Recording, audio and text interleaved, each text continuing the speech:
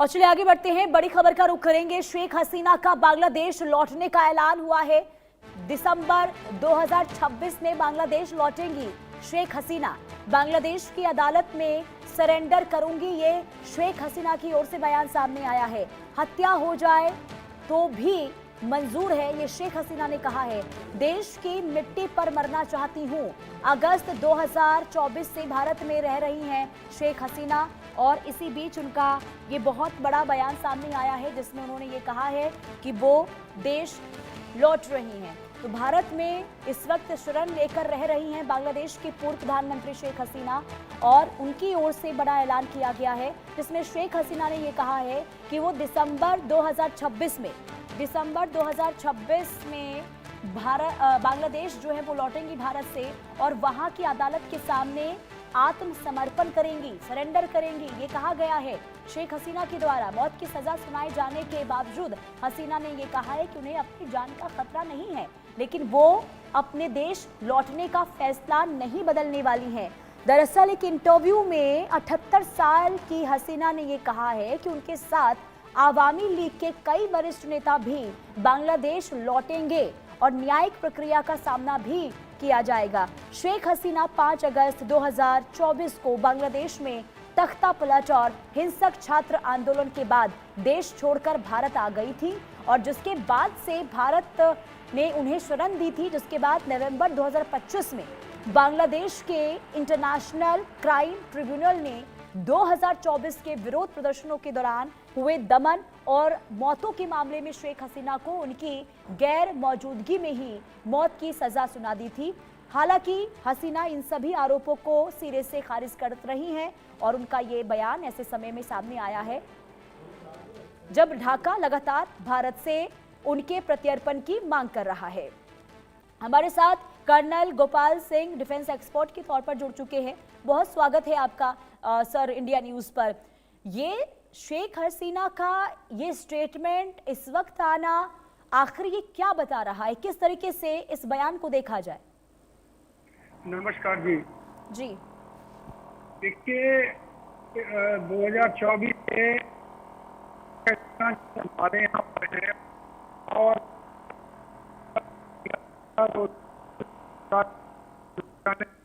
और उसके बाद में यहाँ वहाँ पे इलेक्शन प्रक्रिया शुरू हुई और अभी इलेक्टेड सरकार वहाँ मौजूद है। तो स्थिति उसी बीच में काफी परिवर्तन भारत के अंदर भी आए हैं।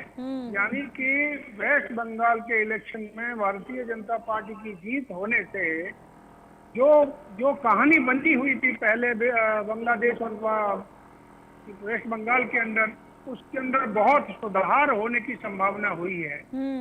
उस स्थिति को मद्देनजर रखते हुए जो शेख हसीना जी ये कहती हैं कि मैं वहां जाकर के कोर्ट में पेश होंगी, चाहे उनकी आवामी लीग के जो भी सदस्य वो भी जाएंगे, कि उनकी एब्सेंस में उनको मृत्यु की सजा सुनाई थी। तो ये सारी बातें अभी आगे आने वाली हैं। जब वो जाएंगी तो अपने जो बातों को सामने कोर्ट में रखेंगी और उससे साफ जाहिर होगा कि क्या सही है क्या गलत है, क्यों उनको सत्ता से हटाया गया, क्या कारण थे, ये सारी चीजें सामने आएंगी और आगे आने वाले समय में परिस्थिति बदलने की संभावना बहुत होने वाली है। लेकिन सर जरा ये भी समझाइए, क्योंकि अगर हम बांग्लादेश के और भारत के रिश्तों की बात करते हैं तो इसके बाद क्या स्थिति आप देख पा रहे हैं? क्या किसी भी तरीके से खटास देखने को मिलेगी रिश्तों में?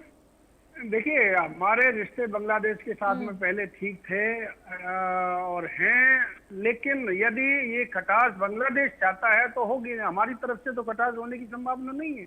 हम तो वसुधैव कुटुंबकम की बात करते हैं, सबको साथ लेकर के सबके साथ सबके विकास की बात करते हैं। अभी मोदी जी इंडोनेशिया, ऑस्ट्रेलिया और न्यूजीलैंड के दौरे पर गए, उस वक्त भी जो इंडोनेशिया जो है इस्लामिक राष्ट्र है और उन्होंने कहा कि हमारा, उनके राष्ट्रपति ने कहा कि हमारा डीएनए भारत का है। तो हम तो चाहते हैं, ये भारत से निकले हुए हैं, अलग हुए हैं, वेस्ट यानी ईस्ट पाकिस्तान बना था, उसके बाद में 1971 में इनको आजाद करा करके बांग्लादेश बनाया। तो ये तो हमारे ही लोग हैं, हम क्यों इनसे यानी किसी भी प्रकार की द्वेष भावना रखेंगे। हम तो चाहते हैं कि वहाँ की सरकार अच्छी तरह से चले वहाँ के लोगों का उनको सबका देखभाल करे, अच्छी तरीके से हमारे संबंध भी बने रहें, जिससे कि आगे आने वाले समय में भी और प्रोत्साहन मिले हर तरीके से। जिस प्रकार से उन्होंने रोगिणिया को हमारे यहाँ भेजा, ये किया, तमाम चीजें रही हैं, उनके ऊपर अभी प्रत्यर्पण हो रहा है, उनको वापिस किया जा रहा है। जो हमारे बॉर्डर का डिस्प्यूट है उसको भी सॉल्व किया जा रहा है। तो तमाम बातें अब काफी समय में हुई हैं और अब और परिवर्तन आने वाला है आगे आने वाले समय में। और जरा ये भी सर मैं आपसे समझना चाहूंगी, क्योंकि देखिए बांग्लादेश में अभी नई सरकार आई है और ऐसे में शेख हसीना अगर बांग्लादेश जाती हैं तो बांग्लादेश की राजनीति पर इसका क्या असर पड़ेगा। दूसरा ये कि क्या उम्मीद जताई जाए कि बांग्लादेश में फेयर ट्रायल जो है वो शेख हसीना के पक्ष में जो है ये तमाम चीजें होती हुई नजर आएंगी। देखिए उनका पक्ष वो अपना रखेंगी और देखिए फेयर ट्रायल होना अभी वाजिब है, क्योंकि बांग्लादेश भी समझ रहा है कि जिस प्रकार से उसको सलाह दी गई या ये कहीं बाहर से उसको सपोर्ट मिली थी और वो सपोर्ट के बाद में किस किस तरीके से बातें बनी और जिनको सपोर्ट मिली थी उनको अभी उनकी सरकार नहीं बन पाई और सरकार अभी बनी है, तो वो जो सरकार है वो चाहती है कि क्यों ना इनको फेयर ट्रायल दिया जाए और यदि फेयर ट्रायल मिलता है तो मुझे पूरी उम्मीद है कि ये विजयी निकल करके आएंगी और आगे उनकी राजनीति प्रक्रिया जो भी है बांग्लादेश की उसके अंदर काफी असर पड़ेगा। और देखिए काफी गंभीर आरोप लगे हैं शेख हसीना पर, और ऐसे में मान लीजिए कि उनकी गिरफ्तारी होती है तो फिर बांग्लादेश में राजनीतिक और सामाजिक स्थिति को अगर हम देखें तो फिर क्या असर आप देख पा रहे हैं सर। देखिए शेख हसीना जी के जो सहयोगी हैं या उनके साथ में उनके कार्यकर्ता हैं वो नहीं चाहेंगे कि इनके साथ में कोई भी बदसलूकी या इनके साथ में कोई खिलाफत हो, और इस खिलाफत को मद्देनजर रखते हुए हो सकता है कि वहां पर अपराइजिंग आए, इनके सहयोगी जो है सड़कों पे आए, तो ये बातें होने की संभावना है, लेकिन कहां तक होगा ये तो आगे आने वाला समय बताएगा। और सरकार इनको वहां बुलाने के बजाय ये वहां जहां पहुंचने के बाद में इनके साथ में किस प्रकार का सलूक करती है उसके ऊपर डिपेंड करेगा।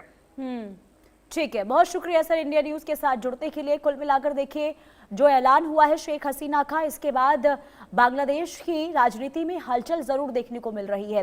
पर आगे बढ़ते हैं और बड़ी खबर का रुख करेंगे, जहां शिरजी में